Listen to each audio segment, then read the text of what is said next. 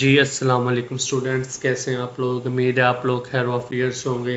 हमने फिजिक्स का first chapter thermal expansion को स्टार्ट किया हुआ था, तो हमने उसमें देखा था कि हीट और टेम्परेचर का क्या रोल है।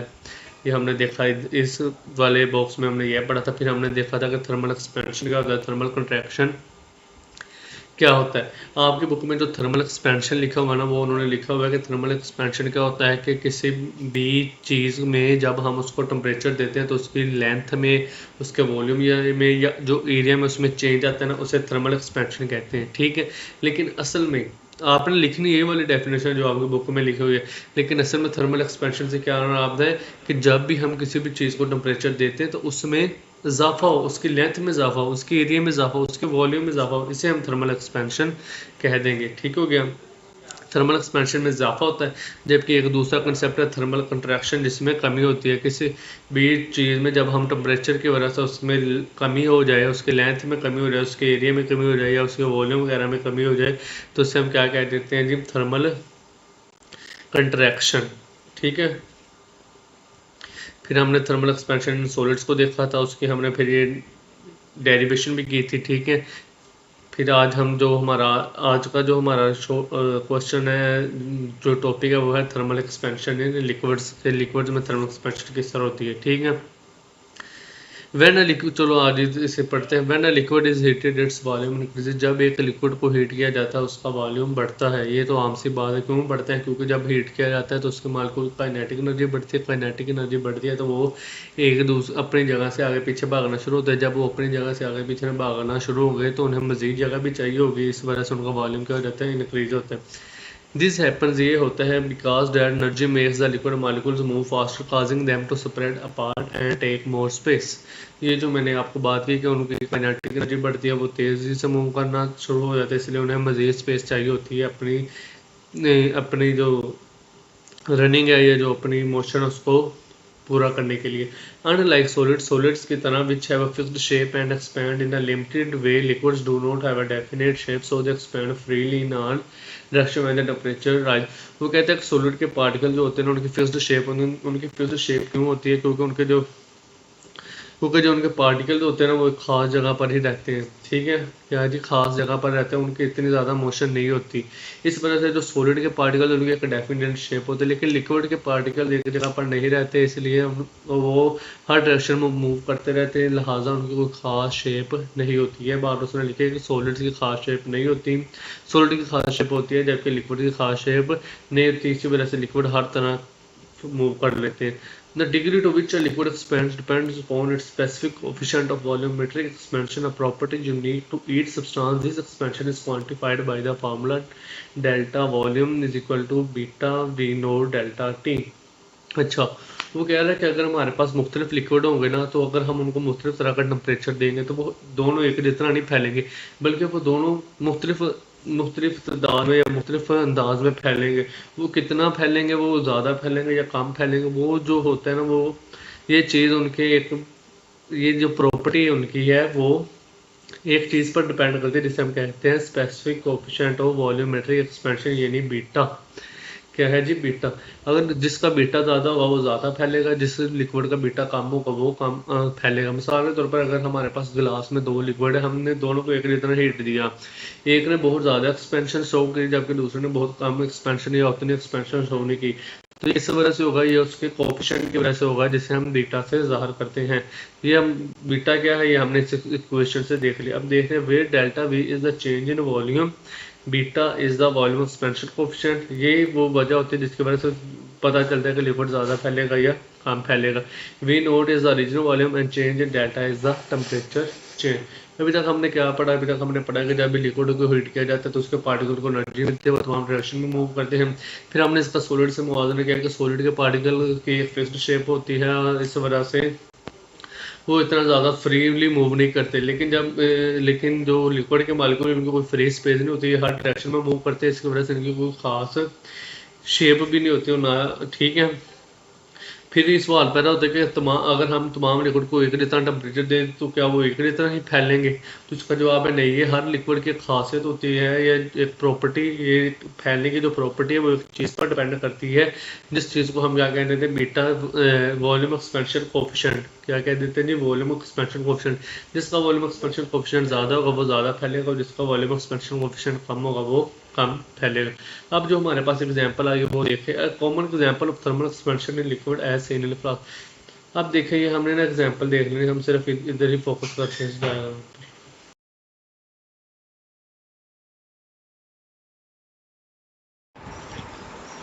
अब देखें ये हमारे पास एक डायग्राम है, समझ ले। अगर आपने ये डायग्राम समझ ली तो आपने जो आज का लेक्चर वो समझ आ गया। अगर आपको ये डायग्राम समझ ना आई तो आप लोगों को ये समझे कि आपको आज का लेक्चर, मैं ये समझूंगा कि आपको आज का लेक्चर समझ नहीं आया। ये देखें जी हमारे पास लिक्विड है, ये जो हमारे पास येलो सा कलर है इसमें क्या है जी, हमारे पास लिक्विड है। ये जो बाहर है ये फ्लास्क है। फ्लास्क किस चीज़ की मिलकर बनी हुई है, फ्लास्क बनी हुई है जी सॉलिड से मिलकर। फ्लास्क किस चीज़ की बनी हुई है, सॉलिड से। और जो हमारे पास लिक्विड है, जो पानी है, वो क्या है जी, लिक्विड। जब हम हीट देंगे तो पहले ये सॉलिड को गर्म करेगी या लिक्विड को डायरेक्ट गर्म करेगी, ये आप लोगों का से मेरा सवाल है कि ये पहले सॉलिड को गर्म करेगी या डायरेक्ट ही जो वाटर है उसको गर्म करेगी। तो बिल्कुल आपने ठीक है, ये सबसे पहले किसको गर्म करेगी, ये सॉलिड को गर्म करेगी। अब जब हमने पढ़ा है कि जब हम सॉलिड को गर्म करते हैं तो वो फ्लाव ज़ाहिर करते हैं। पीछे वाली वीडियो में हमने पढ़ा कि जब हम सॉलिड को पढ़ेंगे गर्म करेंगे तो वो एक्सपेंशन शो करते हैं, यानी थर्मल एक्सपेंशन शो करते हैं। जब हमने सॉलिड को गर्म नहीं किया तो हमारा जो पानी या लिक्विड था वो किधर था, पॉइंट ए पर था। लेकिन जैसे ही हमने उसको गर्म किया, फ्लास्क को गर्म करना शुरू किया, फ्लास्क की लंबाई बढ़ गई। फ्लास्क की लंबाई बढ़ी जो हमें आम आँख से नहीं दिखी। ये उन्होंने एग्जाम्पल दिखाने के लिए शो किया। फ्लास्क की लंबाई बढ़ गई जो हमें आम आँख से नहीं दिखी, लिहाजा जो पानी है वो भी ए से बी पर आ जाएगा। पानी का जो लेवल है वो ए पर नहीं रहेगा बल्कि ए से किधर आ जाएगा, बी पर। जिससे आप आम मिसाल से समझ लें, अगर हमारे पास एक छोटा गिलास है, एक छोटा गिलास है तो उसमें पानी ऊपर तक होगा। लेकिन अगर हम उससे पानी को उतनी ही लेंथ के बड़े गिलास में डाल दें तो पानी का लेवल भी नीचे हो जाएगा। ये ए हमारे पास था, पहले छोटा गिलास था क्योंकि अभी तक हमने उसे हीट नहीं किया। फॉर एग्जांपल छोटा गिलास था, अब जब हमने उसे हीट किया तो वो बड़ा हो गया, गिलास बड़ा होगा तो लिक्विड भी पॉइंट बी पर आ गया। पहले लिक्विड ए पर था छोटे गिलास में, लेकिन जब हमने गर्म किया वो गिलास बड़ा होगा, लिहाजा पानी भी ए से किधर आ गया जी, बी पर आ गया। पानी भी ए से बी पर आ गया। अब जब हमने गिलास को गर्म हो गया, अब जब गिलास गर्म होगा तो अब लिक्विड ने गर्म शुरू होना है। जब हमने अब ज़्यादा हीट देंगे तो लिक्विड गर्म होता बी से पॉइंट ए पर जाएगा और ए से पॉइंट सी पर जाएगा, बी से पॉइंट ए पर जाएगा, ए से पॉइंट सी पर जाएगा। अब जब हम बाहर से देख रहे होंगे या रियल वर्ल्ड में हम एग्जांपल देख रहे होंगे ना, तो हमने तो देखना है कि पॉइंट सिर्फ हमें यही पता होगा कि जो पानी था ना वो पहले भी ए पर था और जब हमने हीट किया तब भी ए पर था। लिहाजा हमारा जो असल में जो हमने देखा कि पानी पहले ए पर था, जब हमने हीट किया तो सी पर था। पानी पहले ए पर था लेकिन पानी पहले ए पर था, जब हमने हीट किया तो वो किधर पहुंच गया, सी पर पहुंच गया। पानी पहले ए पर था फिर वो किधर पहुंच गया, सी पर। ये कब पता चला, ये जो हम बाहर से देख रहे हैं। लेकिन असल में क्या हुआ, जो असल में वो गया जी, पानी पहले किधर था, बी पर आ गया था। पानी बी पर आ गया था, अब बी से वो सी पर गया है। असल में पानी बी से सी पर गया है, लेकिन जो हमें लग रहा है कि ए से ही सी पर चला गया। उम्मीद है आपको उसकी समझ लग रही हो कि हमें लग रहा होगा बाहर से कि ए से सी पर गया है, लेकिन असल में वो किधर से गया है, बी से सी पर गया। जो हमें लग रहा होता है उसे इंग्लिश में कहते हैं अपेरेंट। क्या कहते हैं, अपेरेंट। जो हमें लग रहा होता है उसकी इंग्लिश क्या होती है, अपेरेंट। लिहाजा ए से सी तक जो एक्सपेंशन है इसे हम कहेंगे अपेरेंट, और जो बी से सी तक है उसे कहेंगे एक्चुअल या रियल। बी से सी तक एक्चुअल या रियल, बी से सी तक क्या कहेंगे। अब आप मुझे बताइए बी से सी वाली एक्सपेंशन ज़्यादा है या ए से सी वाली एक्सपेंशन ज़्यादा है। तो जाहिर सी बात है, दिखाई दे रहा है कि बी से सी वाली एक्सपेंशन ज़्यादा है। अब आपने इन चीज़ों को याद रखते हुए हमने वो पढ़ते हैं हमारी बुक में से। A common example of thermal expansion is the liquid as seen in flask. When the flask is heated, जब फ्लास्क को गर्म किया जाता है, the glass expands leading to decrease in level from A to B, which is known as expansion of flask.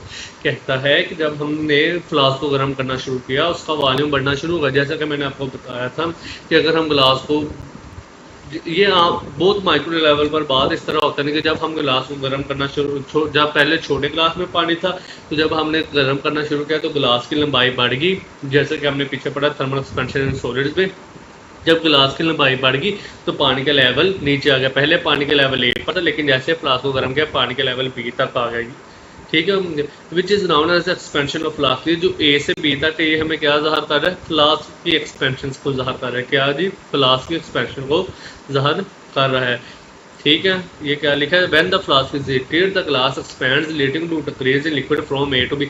अब आपको पता लग गया होगा कि पानी ए से बी तक क्यों आया, पानी ए से बी तक क्यों आया। ठीक हो गया।